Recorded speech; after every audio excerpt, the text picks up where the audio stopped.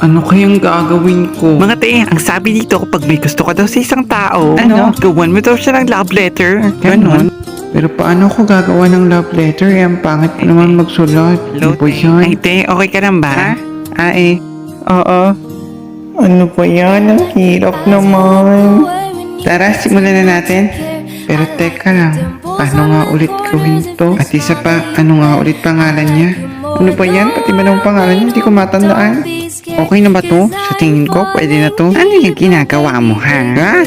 Ay nako, wala lang puto ma. O sige, matutulog na ba ako? May pasok pa po ako bukas.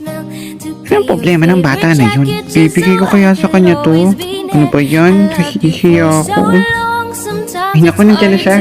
Hello, Kito. May sasabihin pala ako sa'yo. Na ano? Ha? Na... Bihal na.